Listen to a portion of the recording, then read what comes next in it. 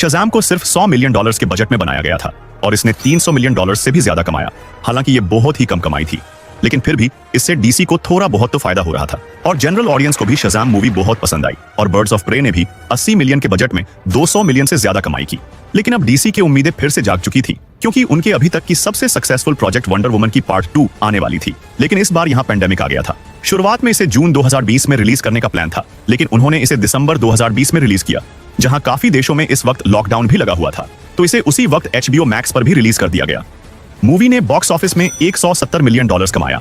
लेकिन इस बार wonder woman 2 लोगों को इसके पिछले मूवी की तरह पसंद नहीं आई थी।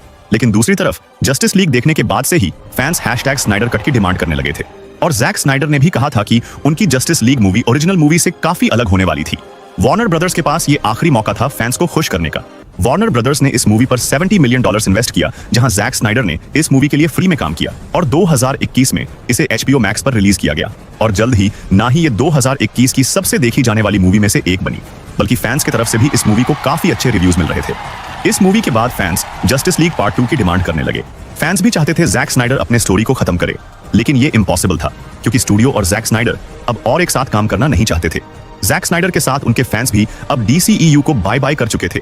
लेकिन मार्वल को अलविदा करने के बाद डीसी ने जेम्स गन को हायर कर लिया था। जेम्स गन ने आते ही डीसी की सबसे अनसक्सेसफुल प्रोजेक्ट सुसाइड स्क्वाड का सॉफ्ट रिबूट किया और इस बार फैंस को ये मूवी काफी ज्यादा पसंद आई थी। हालांकि पैंडेमिक की वजह से इस मूवी ने सिर्फ $170 मिलियन कमाया। जेम्स गन की सेकंड प्रोजेक्ट होने वाली थी पीसमेकर की सीरीज। सरप्राइजिंगली पीसमेकर की सीरीज भी फैंस को काफी ही ज्यादा पसंद आई, लेकिन अभी भी लोग पिछले कंट्रोवर्सीज भूले नहीं थे, तो डीसी अब उनके पिछले एक्टर्स यूज करना ही बंद कर चुके थे। ये उनका भारी नुकसान था, क्योंकि गैल गडोट और हेनरी कैविल ना ही सिर्फ डीसी बल्कि दुनिया के सबसे पसंद किए जाने वाले एक्टर्स हैं। और अब सालों के बाद फ्लैश की मूवी भी आने वाली थी, जो कि स्नाइडरवर्स को पूरी तरह से रिब्यूट करने वाली थी और उन्होंने बेन एफ्लेक और हेनरी कैविल को भी इस वक्त तक रिप्लेस कर लिया था। लेकिन चीजें कॉम्प्लिकेटेड हो चुकी थी जब वार्नर ब्रदर्स के CEO बदल चुके थे और यहाँ स्टूडियो में ड्वेन जॉनसन की एंट्री हुई और उन्होंने ब्लैक एडम, जिस प्रोजेक्ट पर वो 10 साल से नजर रखे हुए थे, इस मूवी में उन्होंने हेनरी कैविल के सुपरमैन को वापस लाने के लिए स्टूडियो को कन्विंस कर लिया।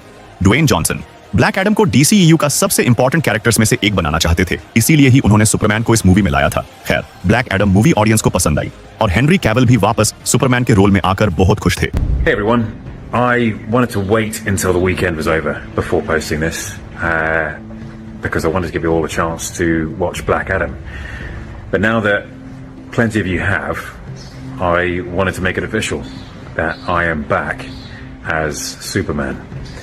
And the image you see on this post and what you saw in Black Adam are just a very small taste of things to come.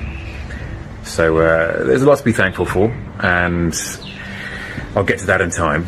But I want to thank you guys most of all. Thank you for your support and thank you for your patience. I promise it will be rewarded. Marketing campaign छोड़कर ही इस movie की budget $200 million थी, लेकिन movie ने सिर्फ $390 million कमाया। Movie की ये हालात देखकर उन्हें हेनरी कैविल के साथ ड्वेन जॉनसन को फायर कर दिया, जैसा कि कोई मजाक चल रहा है। क्योंकि जेम्स गन ने आते ही 2 अनसक्सेसफुल प्रोजेक्ट को सक्सेसफुल बना दिया था, तो वार्नर ब्रदर्स ने जेम्स गन को डीसी का प्रेसिडेंट बना दिया। प्रेसिडेंट होने के बाद जेम्स गन ने डीसी को पूरी तरह से एक सॉफ्ट रीबूट करने का अनाउंस किया, लेकिन यह भी बहुत कंफ्यूजिंग था। खैर, उन्होंने डिसाइड किया लगभग सारे सुपर हीरोज जहां हैं वही रहेंगे और उनकी स्टोरी को अब आगे कंटिन्यू नहीं किया जाएगा। लगभग ना के बराबर प्रमोशन किया जाने के बावजूद शाज़ाम 2 ने सिर्फ $130 मिलियन कमाया, लेकिन फैंस की तरफ से मूवी को पॉजिटिव रिव्यूज मिले और फ्लैश मूवी तो सुपर हीरो जॉनर की सबसे biggest flop of all time साबित हुई और इसने ठीक से इस यूनिवर्स को रिब्यूट भी नहीं किया। ब्लू बीटल मूवी देखने के लिए भी ज्यादा लोग नहीं गए और मूवी ने $130 मिलियन कमाया, लेकिन लोगों की तरफ से मूवी को पसंद किया गया था। एक्वामैन 2 के साथ ये डीसी यूनिवर्स की आखिरी मूवी थी, जिसने $430 मिलियन कमाया था और फिलहाल अभी कोई नहीं जानता कि कौन से एक्टर्स नए डीसी यूनिवर्स में होने वाले हैं और कौन से एक्टर्स नहीं होने वाले हैं।